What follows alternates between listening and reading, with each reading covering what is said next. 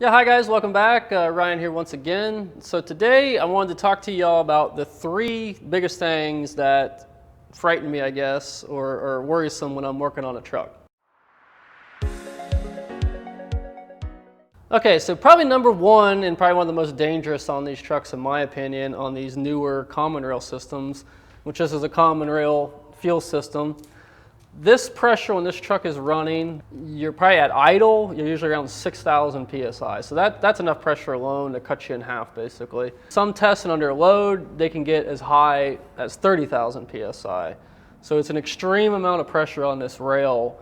And a lot of times if it's a really fine leak or something, I know when I was in the Navy on ships, you know, there'd be like steam leaks and they would take a broom and wave it up and down and they'd cut the broomstick in half to try to find these leaks because you can't see them. So that's really frightening to me on these. I was working on a Detroit one time, a DD13 or 15, and I ran through and torqued them all, then I came back and I had to loosen one for some reason, and then I forgot to tighten it back up, and I started the truck up, and there was fuel like everywhere. I was like looking out the door, and I like the whole day I was freaking out like if I got injected by fuel. Because you gotta be really careful, like an injection hazard, if you look it up on Google or whatever, an injection injury, it can be like the worst injury that you can have and you need to get treated immediately. If you're not treated, like if you get an injection in your finger with fuel or some type of oil, paint, whatever, if you don't get to the hospital, like if it's over 5 hours, you have basically like over a 50% chance of losing a hand, an arm, foot, whatever.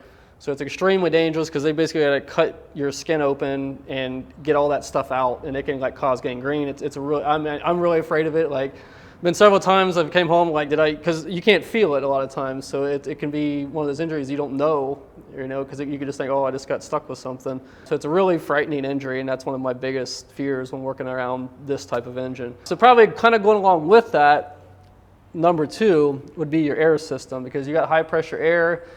A lot of things can happen with that. I was actually working on a truck, a boom truck in the wintertime up here in Cleveland, and it wasn't pumping no air, and I started messing around with it. It wasn't showing anything on the dash.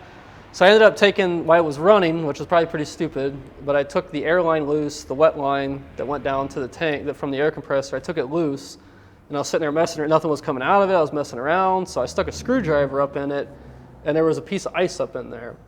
So that ice, as soon as I hit it, it like exploded like a shotgun, and it like embedded ice into my hand. You could like I said, put it into the palm of my hand. So high pressure air can be very dangerous as well. I'm working on these trucks, you know, you just don't want something exploding in your face, or, you know, because air can be injected into your skin as well. And you're looking at something that's 90 to 135 PSI usually. So be really mindful of that when you're working around the air systems on these trucks. Okay, last but not least, number three here is your electrical system and your batteries. You got four 900, usually minimum 925 cold cranking amp batteries or cranking amp batteries on these trucks. So you got four of them, so that's a lot of amperage and capacity. You see how big these wires are. So I've seen wrenches where a guy's put a wrench on and arced it out where to burn the wrench in half. I mean, if you got a hot wire, blown the tops off of batteries before, I've seen that happen. I mean, or you could even burn the truck down. I mean, because if you get one of these bigger gauge wires and it arcs out, it's either going to burn the wire in half, it could catch your truck on fire, or you're going to blow the batteries up, and you don't want to have